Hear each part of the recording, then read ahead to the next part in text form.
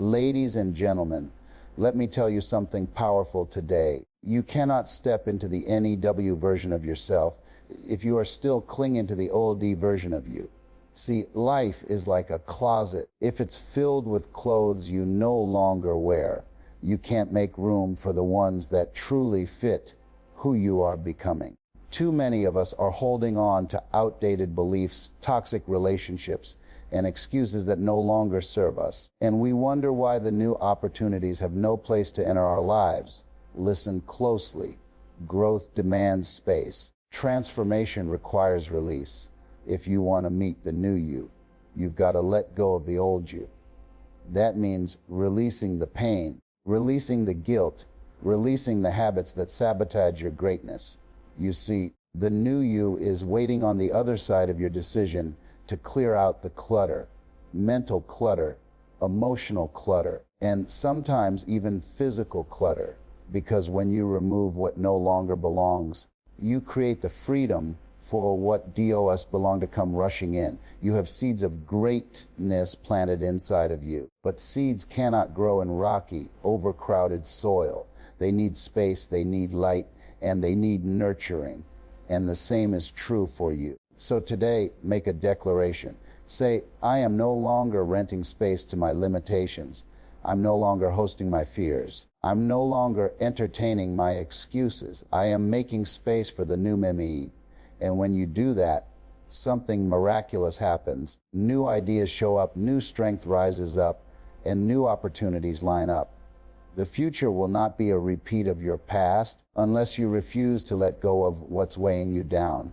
The new YOU is powerful. The new YOU is disciplined. The new YOU is unstoppable. But the only way you'll meet that version of yourself is by creating space for it. Starting today, the first step toward becoming the new you is learning to let go. So many people are dragging the weight of yesterday into today, and they wonder why they can't run into their future. You cannot step into your destiny while carrying the baggage of your past. Imagine trying to climb a mountain with a backpack full of bricks.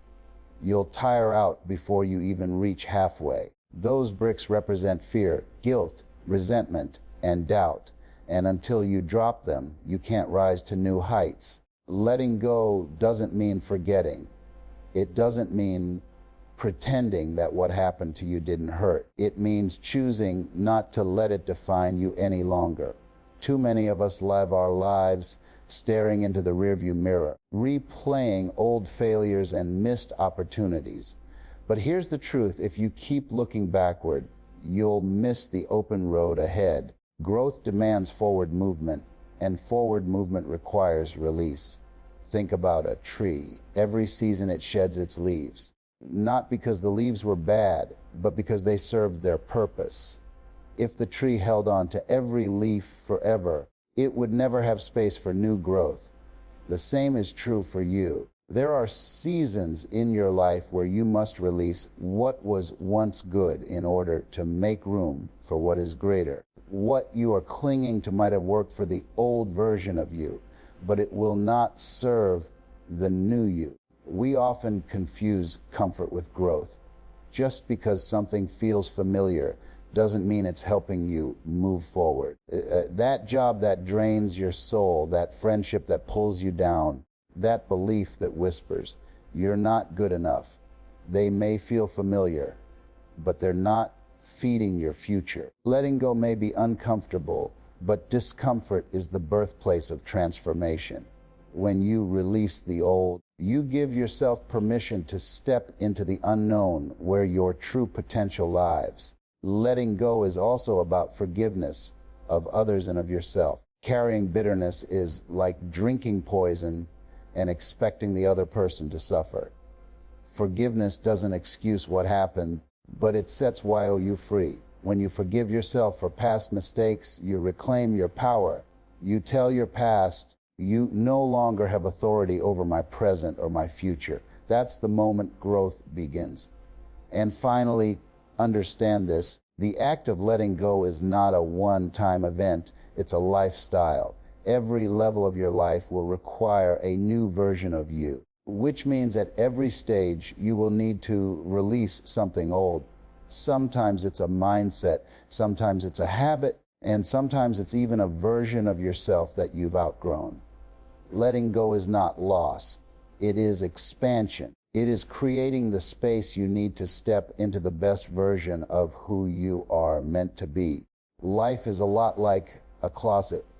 Whatever you fill it with is what you'll have access to. If your closet is overflowing with clothes that no longer fit, styles that are outdated, or items you'll never wear again, then when it's time to step out for a new opportunity, you'll have nothing fresh to choose from. In the same way, if your life is crowded with outdated habits, toxic people, and old mindsets, you'll struggle to step into the best version of yourself. The new you cannot move in if the closet of your life is already stuffed with yesterday's baggage. Think about it. When we hold on to what no longer serves us, we are blocking what is meant for us. You can't welcome new blessings into a space that is already occupied by things that have expired. That's why some people miss opportunities. Not because they aren't talented, not because they aren't capable, but because they haven't cleared the space for something better to enter. Life is constantly trying to bring you new possibilities, but if you're still clinging to the old, there's simply no room. Cleaning out the closet of your life requires honesty. You must be willing to ask yourself, does this relationship still add value? Does this habit still align with where I'm going? Does this belief still reflect who I want to become? If the answer is no, then it's time to take it off the hanger and let it go. Just as in a real closet, there are things you once loved, things that once fit perfectly, but now they are too small for who you've become. Growth means outgrowing some things. The hardest part about clearing your life's closet is not the act of letting go. It's the emotional attachment to what you're holding on to. Some people keep clothes that don't fit because they remind them of a certain time in their life. The same is true with emotional baggage. We hold on to old stories, past failures, or even toxic relationships because they feel familiar, even though they no longer fit our future. But remember, familiarity does not equal destiny. Just because something has been with you for years doesn't mean it belongs in your future. And here's the beautiful truth. Every time you clean your closet, you create space for something new, something better, something more aligned with who you are becoming. The same applies to life. When you release what no longer serves you, you open the door for opportunities that are waiting for a place to land. Fresh energy, fresh connections, and fresh possibilities begin to flow when you make room for them. So look at your life as if it were a closet. Every item, every belief, every relationship, every habit, ask yourself if it still fits. If it doesn't, thank it for the role it once played and let it go. Because when you do, you'll discover that your life has more space than you ever realized, and that space is exactly where the new you will begin to thrive. One of the greatest acts of self-love you can practice is releasing the toxic influences in your life. Toxicity comes in many forms. It can be a relationship that constantly drains you, a habit that robs you of your health, or a thought pattern that keeps whispering lies about your worth. These toxic elements may feel small at first, but over time they poison your spirit, rob you of your peace, and keep you from stepping into your true potential. To create the new you, you must detox your life, inside and out. Toxic relationships are especially dangerous because they disguise themselves as normal. You might have people in your life who smile at your face, but speak doubt into your dreams. They may call it being realistic, but in truth, they're pouring negativity into your spirit.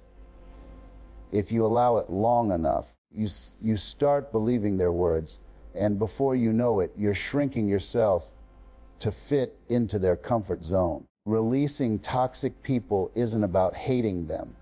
It's about choosing not to give them the power to shrink your future. But toxicity isn't always external. Sometimes it lives inside of us. It's the destructive habits we've normalized, staying up too late, procrastinating on our goals, numbing our pain with distractions, or talking ourselves out of opportunities before we even try. These internal toxins are often more dangerous than external ones because you carry them everywhere you go. And until you face them, they'll quietly sabotage your growth. Releasing them starts with awareness, followed by discipline, and then replacing them with habits that fuel your greatness. Another source of toxicity is negative self-talk. Think about how many times you've told yourself, "I'm not enough. I'll never succeed," or "people like me don't get those kinds of opportunities." Those toxic thoughts are like weeds in your mental garden. They choke out the seeds of confidence and hope. Releasing them doesn't mean pretending life is easy. It means refusing to let your inner critic have the final say. You must replace toxic thoughts with empowering ones that remind you of your strength and your purpose. Releasing the toxic also means guarding what you allow into your mind and spirit. The shows you watch, the conversations you engage in, the music you listen to, the social media you scroll through. All of these can either fuel you or drain you. If you constantly consume negativity, you'll find yourself carrying that same energy into your own life. But when you release what is toxic and replace it with what uplifts, you create an environment that supports the new you. Finally, remember that releasing toxicity is not an act of weakness. It's an act of strength. It takes courage to walk away from relationships that no longer serve you. It takes discipline to break habits that have been with you for years. It takes awareness to silence the voice of doubt in your head. But every toxic thing you release is another chain broken, another weight lifted, another step closer to the powerful version of yourself that is waiting to emerge. Clutter is more than just the mess in your room or the piles of papers on your desk. Clutter is anything that distracts you, drains you, and keeps you from focusing on what truly matters. Some people's lives are so full of noise that they can't even hear the quiet voice of their own purpose. When your mind, your heart, and your environment are cluttered, you cannot create space for clarity. And without clarity, you cannot move into the new version of yourself. Mental clutter is one of the biggest thieves of progress. Overthinking, second-guessing, replaying old mistakes, and worrying about what others think, all of this mental noise clutters your focus. Imagine trying to hear your favorite song while a dozen radios are blaring different stations around you. That's what happens when your mind is filled with unnecessary clutter. You can't hear your own inner wisdom. To clear the mental clutter, you must learn to silence the noise and direct your thoughts toward what fuels you, not what drains you. Emotional clutter can be even heavier. It's the unresolved pain, the grudges you carry, the disappointments you replay over and over. Holding on to emotional clutter is like storing old boxes in your heart, filled with things you'll never use, but refuse to throw away. They weigh you down, take up space, and block joy from entering. Releasing emotional clutter doesn't mean you erase your past. It means you stop allowing your past to dictate your present. Healing creates space for peace, and peace creates space for growth. But let's not ignore physical clutter. Look around your space, your home, your car, your workplace. The environment you live in reflects the environment inside you. If your surroundings are chaotic, your energy will be chaotic too. Clearing physical clutter doesn't just make your space look better. It frees up your energy, your focus, and even your creativity. Every time you release something you don't need, you send a message to yourself. I am making room for what matters most. Another form of clutter is time clutter. Many people fill their days with activities that look busy but accomplish nothing. scrolling endlessly on social media, saying yes to commitments that drain you, or spending hours on distractions instead of your dreams. That's clutter. Your time is your life, and wasting it is the fastest way to delay your transformation. Clearing your schedule of unnecessary commitments gives you the freedom to invest in the actions that bring you closer to your goals. Clearing the clutter is not about having less, it's about making space for more of the right things. When you clear your mind, you make room for new ideas. When you clear your heart, you make room for joy. When you clear your environment, you make room for focus. And when you clear your schedule, you make room for growth. Clutter is a thief of potential. But when you choose to clear it, you unlock the door to the new you that's been waiting all along. Every dream, every goal, and every version of the new you begins as a seed.